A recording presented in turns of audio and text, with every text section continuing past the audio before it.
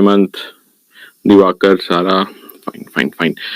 Okay, so I hope that you have attended the previous lectures which were taken up by Aman ma'am. She has elaborately told us that how things will be going on, and she'll be taking module C and D. I'll be covering the module A and B of your IIFS subject. So this particular lecture is streaming live on YouTube as well on our channel JAIIB CAIIB English Medium. So all of you who are watching on the YouTube, I would like to tell you that this free initiative, or you can say the free video, will be available for one time only. So you can ask me whatever doubts you have in your mind and be interactive. Find the live class students, the paid batches, that there are 45 units of IIFS to be covered, and the exam is on 2nd of November. Right now, you might think that the time is enough. We can easily cover the entire syllabus. But the point here is how many times you will be revising that particular syllabus. Fine. Syllabus coverage is one thing, but revising it, making notes out of the most important topics and practicing the quality MCQs, they will ultimately determine whether you will qualify this exam or not. Fine. So along with that, you must take care of the other three subjects also, especially PPB and AFM, because back-to-back examination will be there. And I hope that all of you would be texting us on 2nd of November and saying that we have cracked the exam of IIFS, and ultimately when we move on to the entire cycle, the completion of entire cycle, you will qualify the JAIIB examination. That is a sincere wish from the entire team. So without any further ado, let's start our discussion. The general discussion will be revolving around module A and B. This particular video will serve as the base of the entire journey which we are commencing from today.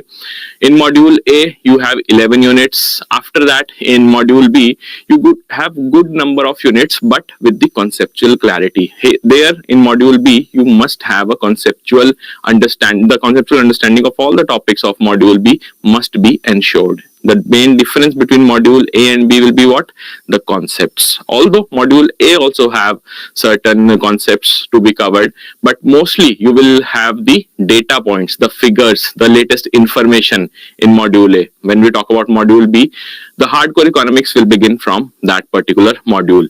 We will be trying to make the journey easy, but it will become easier once you start participating, once you start making notes, once you start revising from those notes and ultimately practicing the mock test. Fine. So any doubt you have right now, you can just ask me. In the meantime, let's have a journal discussion that how the marks distribution has been till the May 2025 cycle. So let me just quickly ask, is there anybody who has given the May 2025 examination, especially for your IFS subject? Whether there is somebody who has already given this exam in past or specifically May 2025? Okay, so Deep Vedya, fine. So what was the score, if you are comfortable in sharing the score with us? And what do you think that a particular chapter was important, or a particular domain of this particular subject was very tricky? The types of questions were very tricky. What was your observation that you should also share with all of us? Because in the entire journey of this subject, we will be interacting in two-way mode. The two-way communication will always be there. That is a good score, I would say. Just missed by a whisker. Okay. So module A will be starting with unit number 1, wherein there will be an overview of the Indian economy. Pratisha with 48 marks. Okay. Pratibha Singh given November 2024. Fine. So what is the observation which you guys have? Because real time observation, you can tell us. You were sitting in the examination. What was your interpretation? That what led to the missing of cutoff? You missed the cutoff by 1 or 2 marks, 3 or 4 marks. But what was the reason? Have you analyzed that reason? That is what I want to know. Okay. Quickly tell me. So, when we talk about the marks distribution here, most important units you can easily gauge for yourself. Starting from unit number 1, unit number 2, unit number 3, you will see that an introductory wave of Indian economy is going on in first 3 chapters. Very basic things, that how the genesis of Indian economy came into being, what was the reason of shift from one sector to another sector, what all Indian government did good for the Indian economy, to resurrect the Indian economy, and how we were able to manage the scarce resources. The scarcity of funds has always been the part of Indian economy. How we managed with those scarce resources. All these things will be starting in Unit 1, 2, and 3. Unit number 4, we will be talking about the priority sectors. In this year's question paper, there were lesser questions from unit number 4. The expectation was huge that minimum 4 to 5 marker questions will be asked, but IIBF shifted the focus on other, I would say, chapters rather than focusing solely on unit number 4. That is also one learning, that we should not go with the perception in these kind of examination, be it your any subject of IIBF examinations. So unit number 4, we will be talking about PSL, but obviously this is the most important unit. If you ask me, in module A, the most important unit will be your unit number 4. Unit number 5, schemes heavy unit, I would say. N number of schemes are there because we will be talking about the infrastructure, the physical infrastructure, the social infrastructure, all those government initiatives which are important for us. What is the basic difference between these infrastructural activities? We will be talking about that. Again, an important unit. Unit 6, we will be talking about only globalization, simple globalization. What do we mean by deglobalization, and what are the protectionist measures? That is it. A very small unit, I would say. That is why you can see also that number of questions or the marks distribution is not huge here when we compare it with unit number 4 and 5. And this marks distribution is based on the May 2023 exam till May 2025 exam. So 2-year coverage, you can say, is being, the data has been collected from these past 2 years and the trends have been made accordingly. Unit number 7th, you will see economic reforms. Now this unit 7 you will have as a base for your module C. In module C you will learn elaborately about all those committees which we'll be discussing in unit number 7. Unit number 8, 9, 10.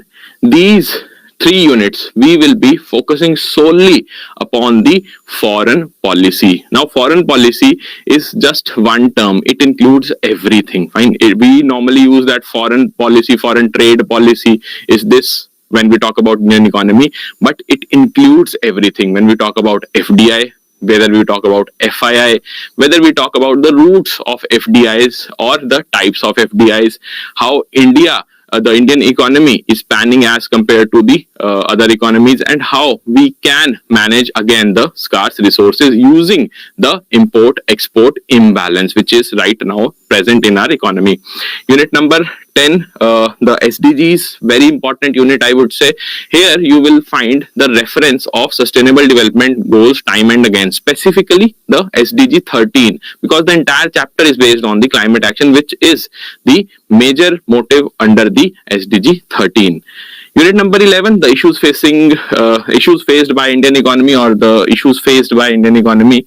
Here you will find 1 or 2 important terminologies, not that important because the chapter is again small, as we have seen in unit number 6 also, but 1 or 2 marker questions can be asked. And simply when we analyze module A in entirety, you will find certain chapters which are very important. You cannot ignore those chapters, but that does not mean that you can just ignore the rest. Unit number 1, 2, 3, unit number 11, no, not like that. We'll be covering each unit with the basics, and we will be trying to solve the questions also at the end of the lecture. Every lecture will be focusing on that. Here for your reference, I have included the most important units with the star. These stars will give you a hint that these units are unskippable. Unit number 5, why there is no star mark here? Because the consistency is not there. When we talk about IIBF, consistently it has not asked the questions from unit number 5, but the potential is huge. Fine. So when we talk about these bold letters along with the star marks, they are unskippable. These units you cannot skip at all, at any cost. But when we talk about these units which are bold, like unit number 3, unit number 5, they are also very, very important because the potential is huge for asking the questions. Here, economic planning, you can expect any question out of the 12 5-year plans. We have in total 12 5-year plans. Any question can be asked from here, whether it is the objective of a particular 5-year plan or the outcome of that particular plan. Then Niti Aayog, mostly I would say in all the shifts, on all the 3 shifts, question from this particular topic or this particular, you can say, unit has been asked. Niti Aayog, time and again in the last cycle, that is May 2025, IIBF asked a very simple question, that what is the full form of Niti Aayog. Fine. So can anybody tell me right now that what is the full form of Niti in Niti Aayog? Anyone? Okay, so I hope that overview is clear for module A, Indian economic architecture. Now we will be capitalizing whatever we have studied in module A. We will be thinking like an economist after completing the module A, particularly for the Indian scenario.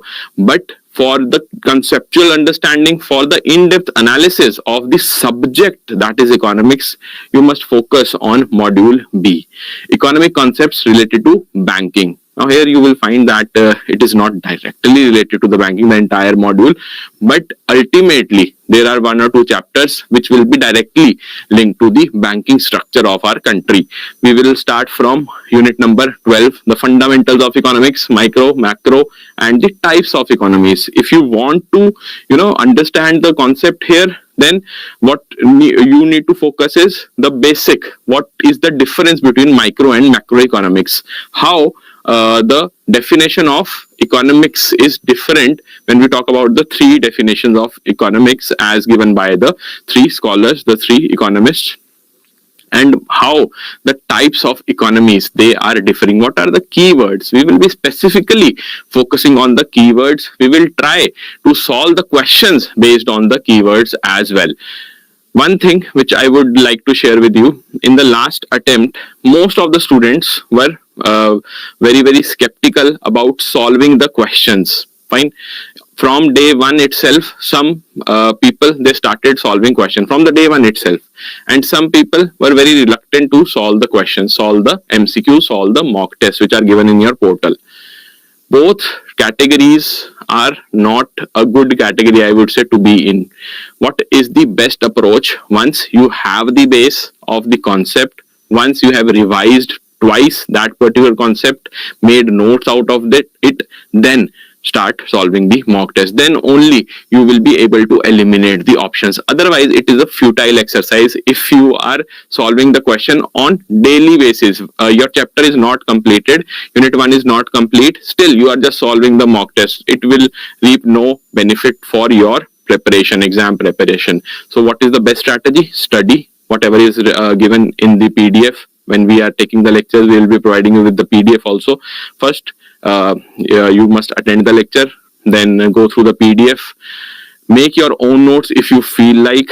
Otherwise, just scribble on that particular PDF after downloading from the learning portal itself. Plus, try to revise on weekly basis. Right now you have time, so utilize that time. Utilize your weekends. Make the full benefit of the weekends and revise on the weekly basis. After that, after 1 month has passed, you have completed, let's say, 4 or 5 units on your own itself. You have revised those units. Then move to the mock test. But do not make the same mistake that we won't be solving any mock test, and the first test, the first examination we'll be giving is in the actual exam. No, that is not a good strategy. That will be a blunder, I would say. Okay, so keywords you must focus. That what is the fundamental when we talk about economics? What do we mean by the fundamentals here? Micro, what is micro? Fine. When we talk about the types of economies, what is capitalistic economy? How it is different from the mixed economy? What is the socialist economy? Whether command economy and socialist economy, are they the same terminologies? Are they defining certain particular type of economy which refers to a similar definition or not? All these things must be very clear in your mind. Supply and demand, again a very interesting chapter. Microeconomics, from here you will be studying, or you can say analyzing, the concepts of supply and demand and how the equilibrium price will be shifted towards the surplus or the deficit. We'll be studying that in greater detail. Although a small unit, hardly 1 or 2 lecture will be there, but if you understand here the supply and demand, your journey for theories of interest, the most dreadful unit of the entire subject, will be very easy. Money supply and inflation, highly important. This unit will be the base for your numericals. Fine. If IIBF will ask the numerical from one unit of IFS, it will be this particular unit. Fine. Starting from your money supply till your GDP deflator. All those formulas are very, very important. Mark this, very important. When we talk about unit number 15th, as I have already told you, unit 13 will create somewhat the base for your theories of interest, and you will find this chapter of theories of interest very interesting if you follow the classes. Go stepwise. Do not hurry in understanding the concepts. Take time, and you must give time also in this particular unit number 15, because what happens is we do not analyze things, we do not analyze the data. We think that we can only read in economics and we can easily crack the examination. That's not how at least IIFS will be working here.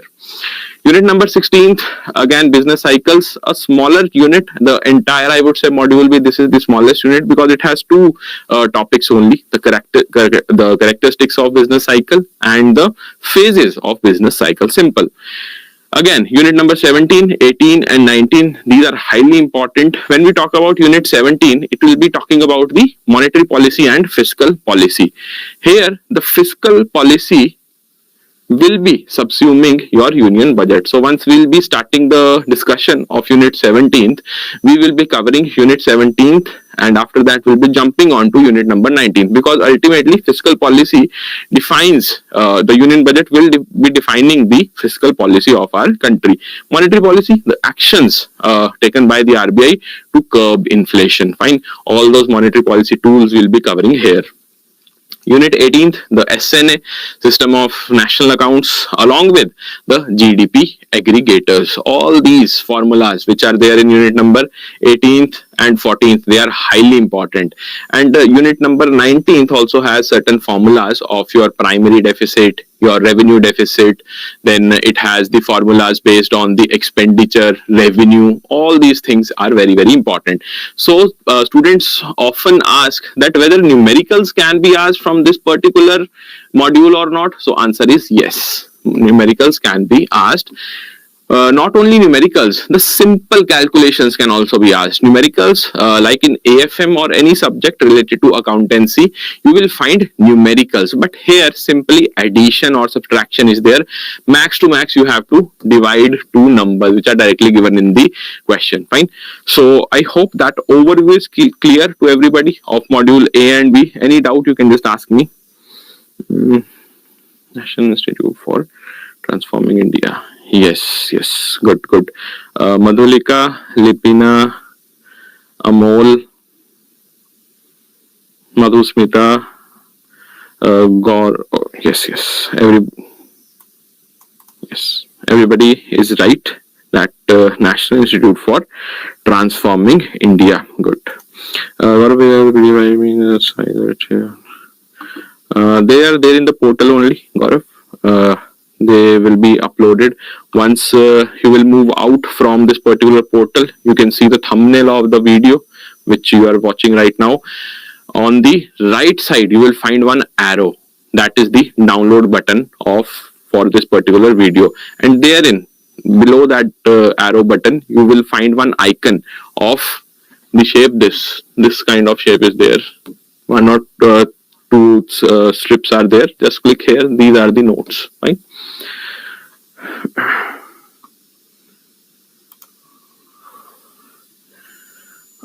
Okay, fine.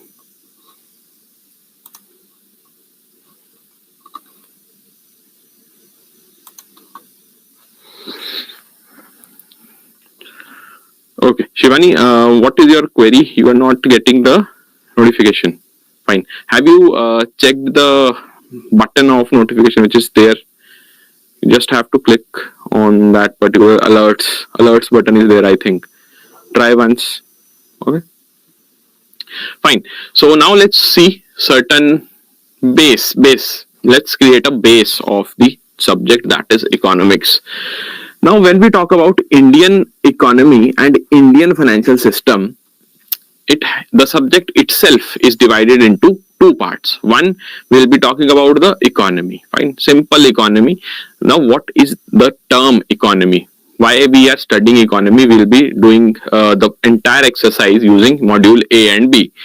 But the module C and D, we will talk about the financial markets. Financial markets, they include all the financial institutions as well, all the parabanking as well, parabanking services as well, plus the Indian scenario specifically, that is important for our examination. So the module A and B discussion will always start from the basic definition of economics. What do we mean by economics?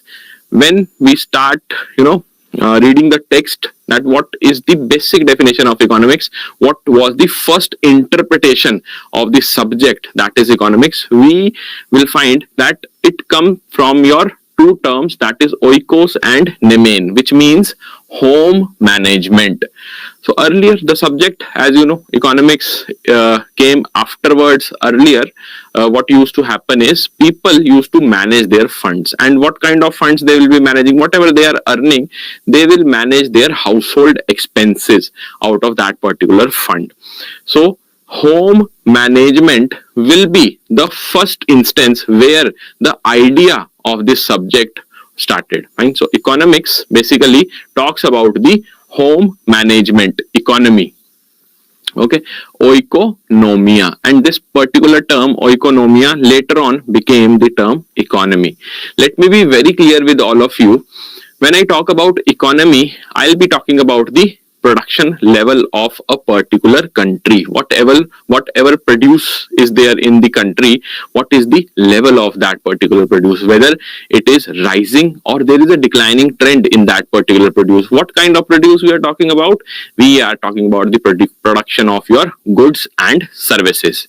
So the production level, the income level, the you can say national aggregators, the GDP aggregators. We will be talking about your income level, along with that your poverty line, your per capita income, your purchasing power parity. All these terms we are talking about the economy, that how your economy is faring. Whenever we read the newspapers, you see the headlines that Indian economy, the growth of Indian economy is being forecast by IMF 6.3%. You will never read the headline like Indian economics forecast by IMF is 6.3%. Why?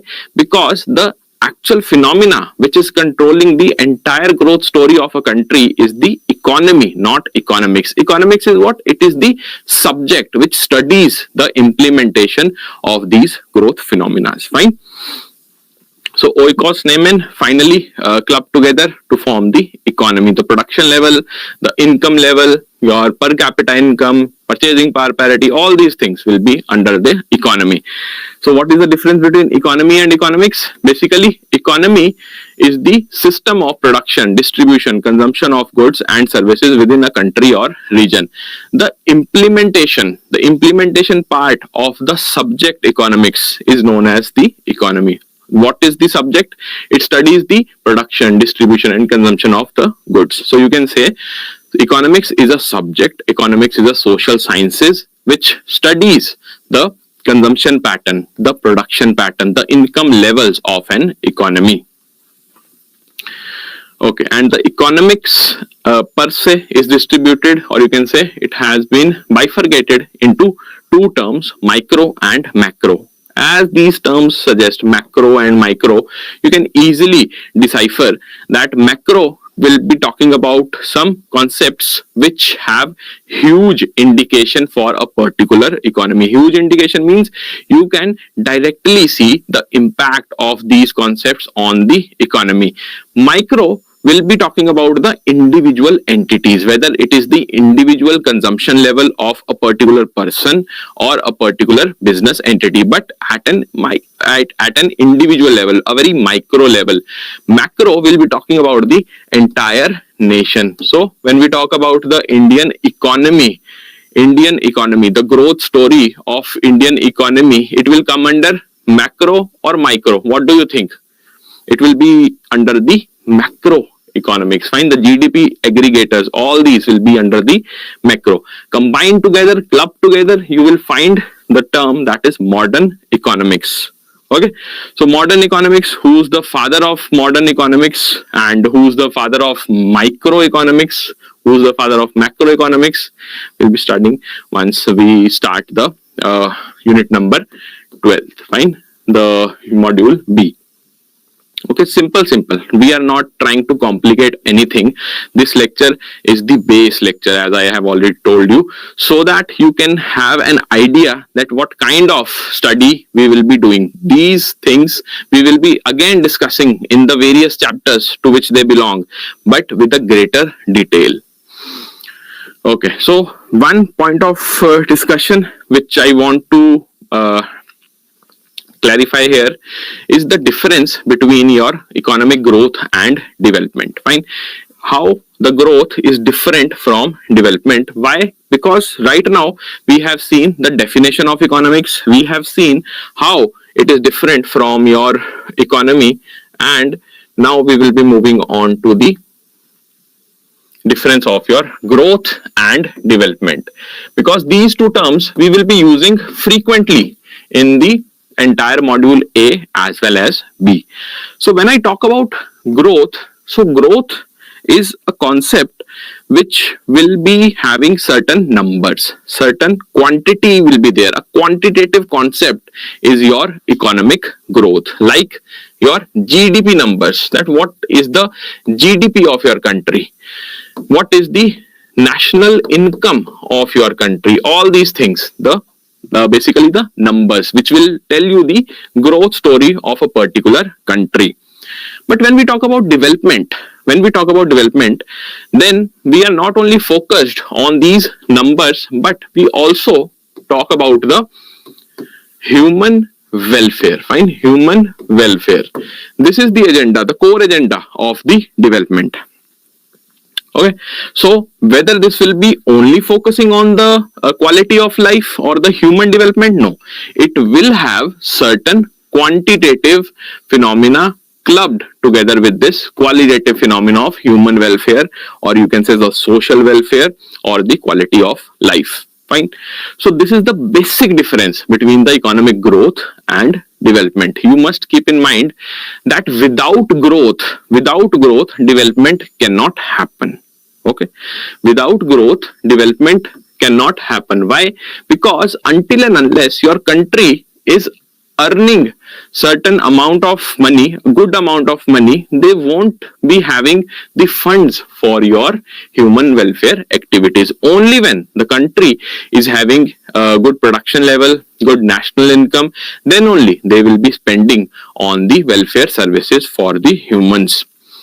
And when we talk about the broader concept, which one of these two is a broader concept as compared to the other one? So development is the broader concept when I talk about the comparison between economic growth and development. Here, this particular circle, if I talk about, if this is the economic development, then here, somewhere here, you will find the economic growth. Okay, it will be talking about the numbers, but development will be focusing upon the welfare plus the numbers. Okay, so I hope that once we will be starting the classes and these terms are there, that economic development, somewhere economic growth is there, you will not get confused. Okay, economic growth, when we will be talking in which chapters we'll be talking? In the chapter of GDP, monetary policy, all these chapters we will be talking about the growth. But development, we will be talking about the concept of development in your unit number 5, the infrastructure, because it involves what? Infrastructure, I have just told you, it involves the physical infrastructure as well as the social infrastructure.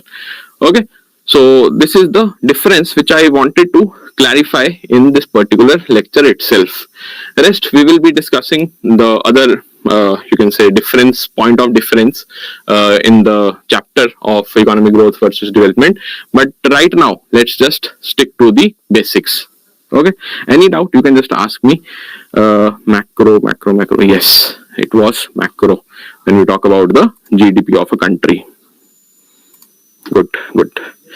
Okay, now one economic indicator which is very important for our country, India being a developing country. Everybody knows this, fine. We are a developing nation. We are not a developed nation or underdeveloped nation.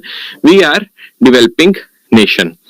And the developing nation, as a developing nation, we are having n number of issues. Our economy faces n number of issues, and the most prominent issue is poverty. So elevation of this poverty, or you can say eradication of the poverty, is one of the agenda of our government to eradicate this particular poverty. And to eradicate that poverty, what you need a benchmark, and that particular benchmark is being provided by your World Bank. So World Bank defines n number of you can say parameters. One is your poverty line, that if you are earning this much, 2.15 per day or more, then you are not falling in the poverty line, you are above poverty line. But if you are below the $2.15 per day mark, then unfortunately you will be falling under the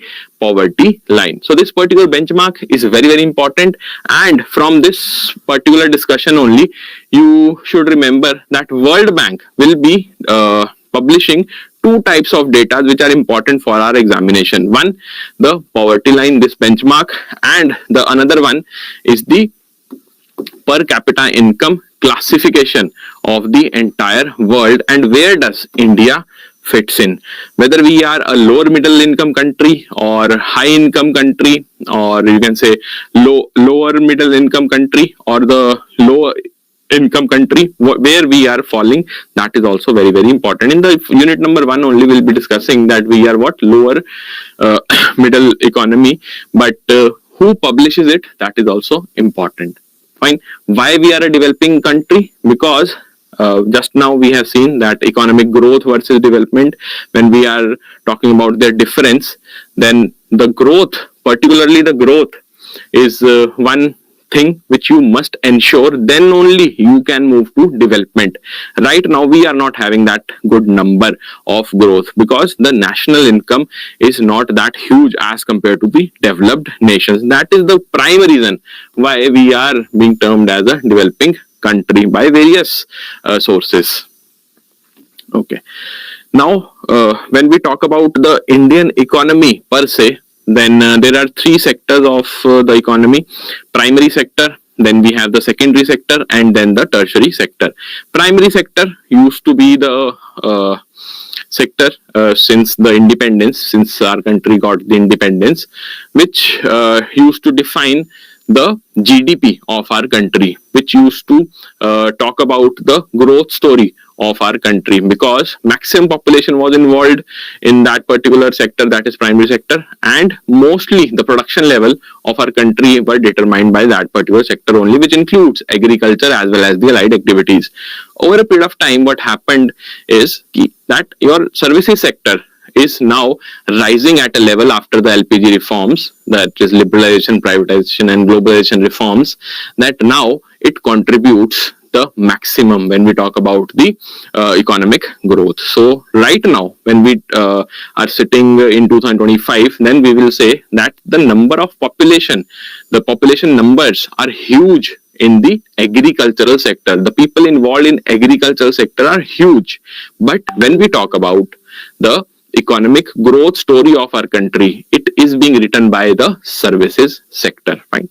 But do not ignore the industry. Fine. Although it falls in between these two sectors, the two extremes, I would say, but this also determines a good amount of economic activity of our country. Why? Because in COVID era, we have seen that this particular sector of economy was neglected because of the restrictions, and we can vouch for this thing that the negative growth rate was one of the reason for that negative growth rate during COVID era was because of the higher restrictions in the industrial activities. Fine. So when we talk about the industrial sector, it is divided into 4 sub-sectors: manufacturing, construction, then you have mining and quarrying, and then miscellaneous sectors. What is manufacturing? What is construction? Basically, you are extracting the raw materials from the primary sectors and trying to make certain, or you can say deliver certain good, the finished good. Same is the case with construction. What is mining? Mining, everybody knows that we try to extract certain minerals. What is quarrying? Mining via drilling. You are trying to extract certain natural resource via drilling the particular land, the patch of land wherever you think that extraction can be there. Power, gas, water supply, everything is not that important when we talk about the utility of the services which are there in the industrial sector. Okay, next important thing which we must remember, we have seen the definition of economics, the difference of economics and economy. What is the difference between economic development and economic growth?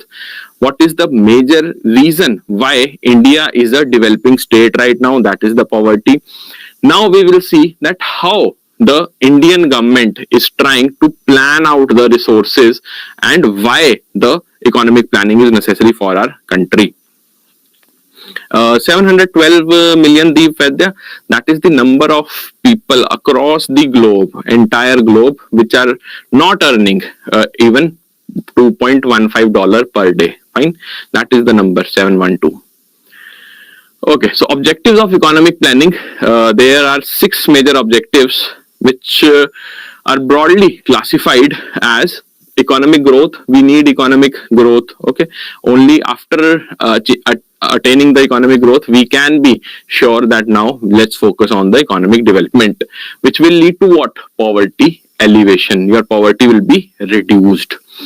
Employment generation. Why employment generation is important? If you can just brainstorm right now, if you do not have the employment in your country, then what will happen? Let's just find out that why employment is important. If you are not having the optimum resources to provide the employment to the youth, then the youth will not have the money, they will not have any salary. If they are not having any salary, then they will not be able to save any amount of money. No money, no savings. And if you do not have any savings, how you will be investing? So public investment will reduce. And once the public investment is reduced, do you think that final asset creation, which we were talking about right now, that production level of the country will rise? Do you think that the asset creation will be there? No, you do not have the capital. There is no capital formation in your country. Then how you are expecting that asset creation will be there and finally your production level will be at a boom? No, it cannot happen. So employment generation is very important. Okay, social factor is there, but when we talk about economy, the Indian economy, the growth of our Indian economy, then also employment generation is necessary. Next is social justice and reducing the inequalities, the income disparity we must reduce. How? By planning the resources, whatever resources we have as a country. Self-reliant economy. Now, as you know that Indian economy is heavily focused or reliant, it relies mostly on the imports. So always, starting from 1950s only, our imports are huge as compared to exports. And one thing is for sure, whenever a particular country is in the developing stage, it can move to becoming a developed nation only when it becomes an export-led economy. Right now, we are import-led economy, but soon the government is, having n number of initiatives via which soon we will be shifting towards becoming an export-led or export-oriented economy. Modernization of the economy. Now, modernization does not involve only about, does not only talk about the public services. It also talks about the infrastructure and usage of digitalization at its peak. Fine. So starting from the infrastructure, be it your infrastructure of village, infrastructure of semi-urban areas, urban areas, metropolitan cities, all these things should be having all the modern amenities, all the modern tech, so that you can be very certain that the services are there available for all the population, all the citizens which are residing in your country. That is how you will reduce these inequalities. Na? So all these 6 objectives are somewhat interrelated. That is the single message which I wanted to give you when we talk about the economic planning. So in this particular lecture, the base lecture which I am talking about, here you will find all these terms economic which are related to your economy, whether it is economic planning, economic development, economic growth, poverty, all these things we will be talking solely about the economics. Fine. Now one important topic which we should remember as well as understand is PSL. Fine. This particular PSL we will be studying in greater detail in unit number 4, that what do we mean by A and B, C, what is the CEOBE, all these terms, although they are not being asked in the IFS subject, but when we take the lecture, we start this lecture of unit number 4, we start from here only, that what do we mean by the adjusted net bank credit. Fine. What is COBE and why the RBI has guided the banks to follow the obligation under the priority sector lending. So here you can see there are 8 plus 1, that is your total 8 plus 1, that is 9 PSL sectors are there, in which RBI wants the banks, the financial institutions to lend more. Why? Because after the independence, Government of India realized that certain sectors of our economy, they have potential of the growth, but where do they lack? They lack the funding. So that is why they identified these sectors starting from agriculture, MSME, export credit, social infra, housing, education, renewable energy, and weaker sections, that these sectors, they require funds. So redirect the funds of the banks and stipulate certain percentage of their A and B, C or COB, whichever is higher, towards these sectors. So PSL, a very important, I would say, terminology, and this PSL is there in every subject. One way or the another, you will be studying this PSL in every subject of JAIIB, and leave alone JAIIB, in CIIB also PSL is a very important topic. So weaker section, these definitions, if you have time today, once this particular PDF is uploaded, just download the PDF and search for yourself that in your particular bank or in your particular branch of whichever bank you are posted in, how many loans are there in these particular categories, like SHG groups, how many files are there, what are the documentation, so that once we will be studying the unit number 4, you will have that particular base, that yes, I have already flipped the pages of that particular file, and I for sure know that why the loan has been given, why the loan has been disbursed. And if you know the documentation also, then definitely in audit, once your bank will be having an audit, you will be the hero of the branch. Fine. So make this a point, or you can take it as your homework also, that these 12 weaker sections, how many are there in your branch credit domain. Okay, now what is the small and marginal farmers? These things in the class also we discuss, but here why I am discussing, because we tend to ignore. Fine, the students I have seen, they tend to ignore these things in the class. Once the lecture begins, they just want the important things. That is why we have created this specific foundation class, that you should not miss the important ones. Direct question, will there be any direct question from these particular categories? Answer is no. But for your understanding, they are very important, because in weaker sections, you will find the first category as small and marginal farmers. So if you do not know about that, how will you be able to interpret the things? So when we talk about the categorization, marginal, small, semi-medium, medium and large, specifically the farmers having the operational land holdings below 1 hectare and between 1 to 2 hectare, or simply stated you can say all those farmers having the operational land holding less than 2 hectare are small and marginal farmers, like that. Okay. Then what is fair globalization? Why we are directly jumping towards the globalization phenomena? Because if we want funding, we want to plan our resources, we want to elevate the poverty, we want that every citizen have the equal, or there is no income disparity, then we must have funds, and funding will come from the foreign resources as well. So for that, your globalization process should be fair. Fair globalization, how you will ensure? Via economic development, liberalization, social development, environmental conservation, and inclusion. Let's discuss them one by one. Economic development. Whenever we talk about fair globalization, there are certain pattern that why the particular foreign entity wants to invest in your country. The reason might be you want to develop the social infrastructure, economic development. And if you are not focused only in making the business, basically globalization means what?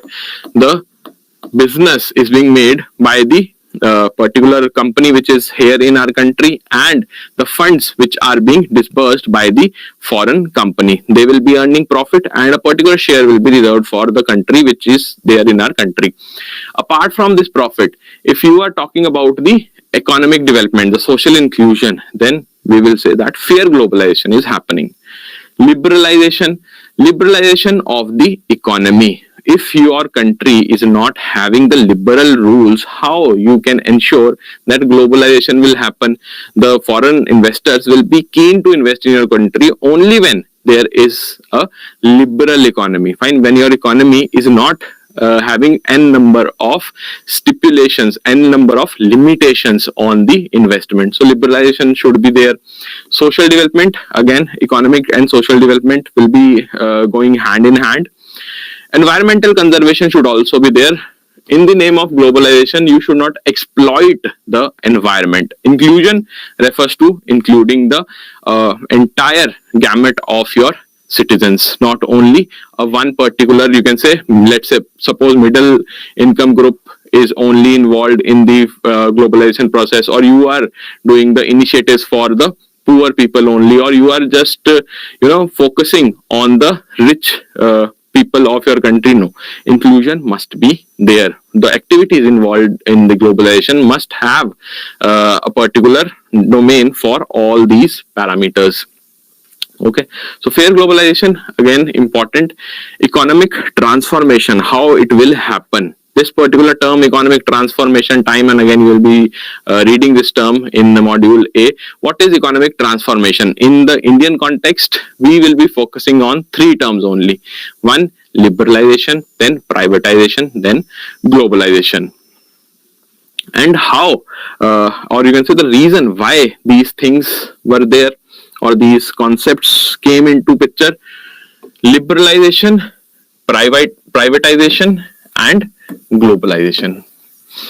So when we talk about our country in 1980s, fine, 1980s, what was the major issue? The major issue was the lack of funds. Fine, lack of funds. Government was not having the enough funding so that they can invest in the country. So they wanted funds, and for that you must seek foreign help. That is globalization.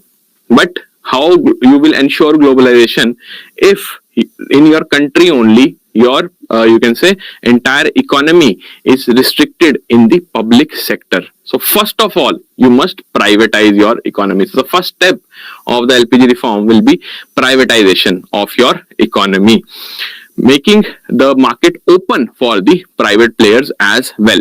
Now, the second step will be liberalization. You must liberalize your economy so that the rules and regulations are not that strict, and the globalization process can happen in the end. Fine. If you feel that directly you have opened the gates for the private players to invest in your country, and now directly the globalization process will happen. No, it won't happen until and unless there are liberal rules in your economy.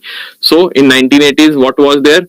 Our economy was marked by the you can say term red tapeism. Fine, red tapeism was huge in our country. What is red tapeism? I would say the rule book of the Indian government was very strict. Fine, you cannot enter in the economy. Privatization. Why privatization happened? The basic reason was opening up the economy. We wanted to open up the economy, but underlying issue was the inefficient public sector. There was huge inefficiency in the public sector.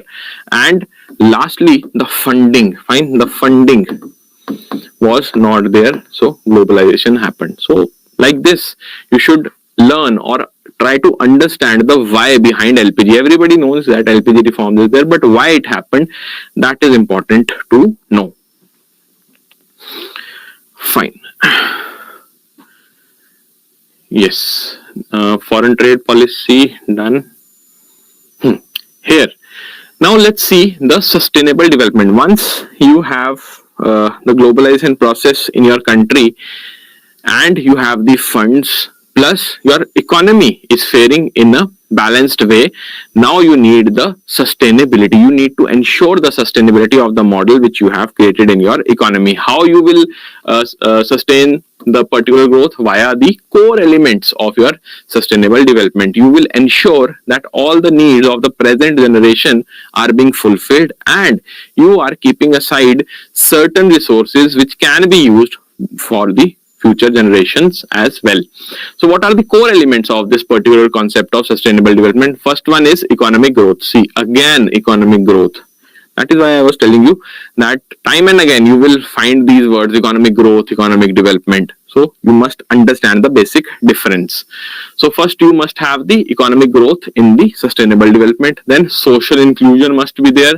Plus, along with that, environmental protection, which was there in the fair globalization process as well. So these are the steps via which you will be covering the module A.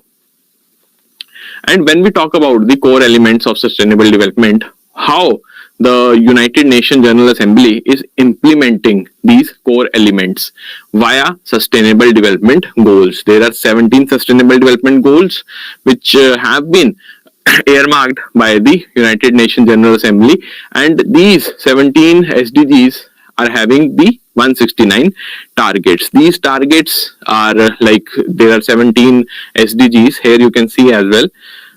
For the sake of simplicity, I have listed the 17 SDGs as well. Now these are 17, but when we talk about, let's suppose SDG 1, so there will be sub target 1.1, then 1.2, 1.3, like that. Right? Entire, if you add all the targets, you will get what? 169 targets. Now one question arises that whether we should cram all these SDGs or not. Do not worry. We will be trying to address all these SDGs chapter wise. Like in the economic growth versus development chapter, we will be talking about the SDG 8 also. When we will be talking about the national education policy, then quality education SDG 4. In unit number 10th, climate action, we will be talking about that. When the infrastructural activities, renewable energy infrastructure will be there, SDG 7, we will be addressing that also. Then sectors of economy, industry, SDG 9, like that we will be trying to cover the entire 17 SDGs and try to learn them as well. Why? Because every year IIBF asks one question out of these 17 SDGs. Fine. Yes. Now, when we talk about the micro part, the microeconomics part, this was what?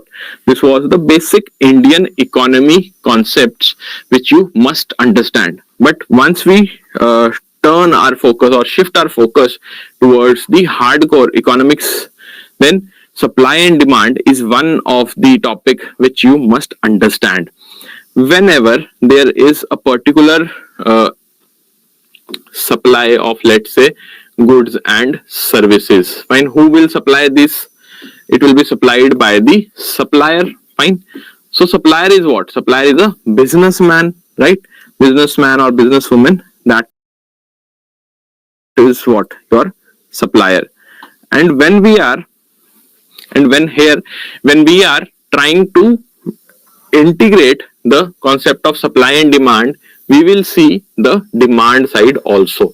So supply ensured by the supplier, demand will be done by the consumers. Fine. Consumers will be demanding certain amenities, certain goods and services. And this curve we will be studying, and time and again I'll be telling you there also that price and quantity, these are the two parameters across which we will be establishing the relation between supply and demand. So the normal scenario where we see that the demand will be rising, when the demand will rise. If somebody asks you, the demand of particular good will rise when the price of that particular good or commodity is lower, then people will try to increase the demand of that particular good. But as a supplier, what do you think? When the price of a particular good is more in the market, right? You are getting more prices for a particular commodity, then as a supplier you will increase the quantity of this particular commodity or decrease? Definitely you will try to increase the quantity and sell more of these products. Why? Because you are a supplier and you want to maximize your profit maximization will happen only when you multiply the quantity supplied. Fine.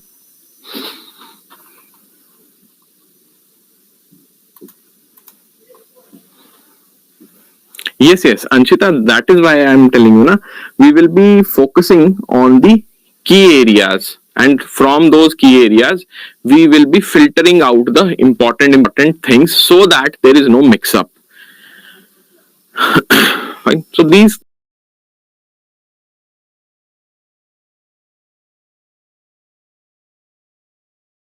are basic concepts which we are right now studying.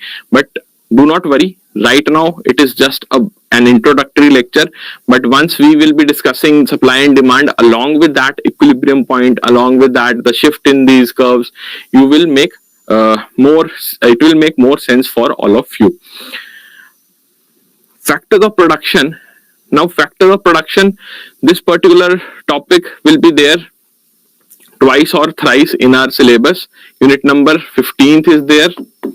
Then factors of production we will be studying in your unit number 17th as well, the GDP aggregators.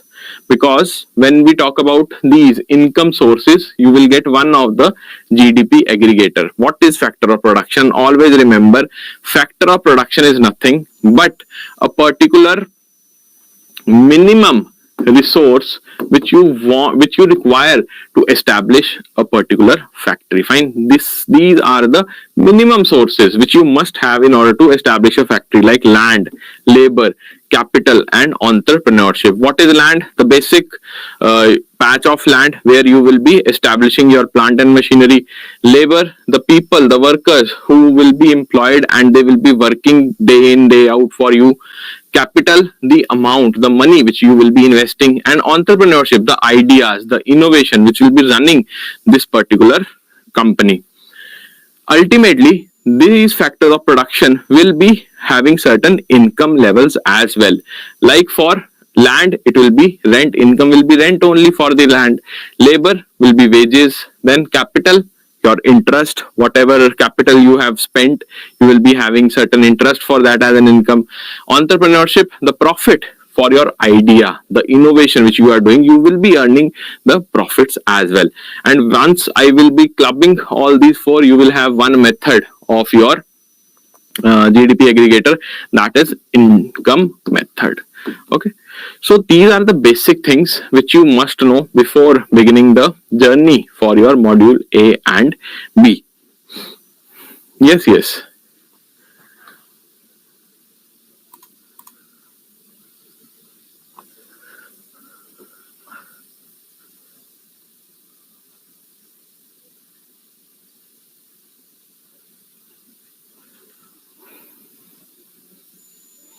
Okay, and one more concept is there, that is budget.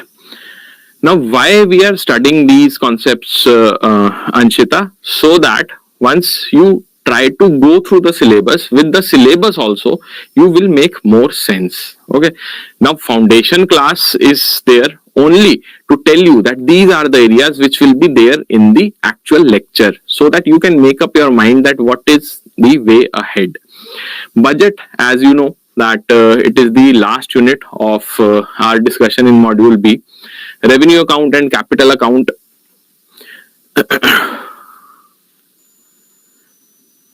It is confusing. I know it is confusing. Why we are doing this foundation class? So that you will be able to make more sense once we start the classes. For example, in budget also. Yes, in budget also. Now, if I just tell you that this particular budget is being presented by the finance minister, and it is being presented in the 1st of February every year, and it includes the annual financial statements and all these things. Everybody knows that. But what we must know as the student of economy or the subject economics are the components. That is the agenda of this foundation class, that you should not be restricting your own ideas only to the terminologies. You must think, like here in this particular factor of production. When I was telling you that factor of production, these four are the factor of production, you must think like an entrepreneur. Fine, that now if I am investing my idea in a particular company, I'll be getting the profit. Like that. Supply and demand, when I gave you the example that the demand will rise when the prices are lesser. So try to interrelate. That is why it is just a foundation lecture. And this particular chapter, supposedly in supply and demand only, we will be elaborately discussing all these things. Once you start, using your own imagination also, then only you will find the subject interesting. That is the agenda of the foundation class, to let you know that these are the chapters and these are the important areas where we will be focusing on. Okay. So budget, basically there are two types of account, revenue account and capital account. In revenue account, you will be having two types of, you can say, particular components. One is the expenditure and the another one is the receipt. Similar is for your capital account as well, and they are further divided into various, you can say, distinctions. Why we are not discussing it at length, at stretch? Because ultimately, when we will be discussing these things in the actual lecture, you will come to know that what all things are important and how we will be approaching. Like in revenue account and capital account, what is the basic difference?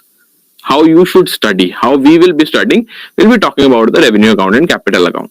Revenue account, all the things, all the expenditure, all the revenue part of the government for less than 1 year will be under the revenue account. For more than 1 year, under the capital account. When we talk about the receipt and expenditure, do you think that revenue expenditure is more or revenue receipt is more for your government, that is Indian government, or revenue for the capital account is more or expenditure is more? Like that. We will be discussing these things. This is not a lecture of union budget. This is just an overview that what lies ahead. Now, revenue receipt, it is divided into two categories: tax receipt, non-tax receipts. Do not try to just cram these things. That is the message. We must understand, and we'll be understanding that once we start the lecture. Capital revenue, debt creating, not non-debt creating. What do we mean by the non-debt creating? What are the examples? What are the formulas? All these things we'll be discussing in unit number 19th. So this is what I wanted to tell you via this foundation lecture. Okay, so any doubt you can just ask me.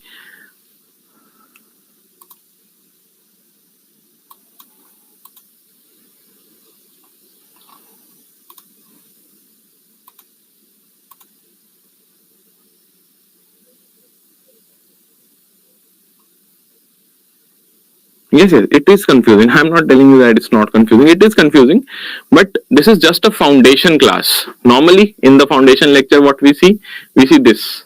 Only this, that you should focus on these chapters. Orientation lecture, these chapters are important, go with these chapter wise importance. No, but for the clarity, for more clarity, what I wanted to convey was that you should be able to understand whatever lies ahead. Fine.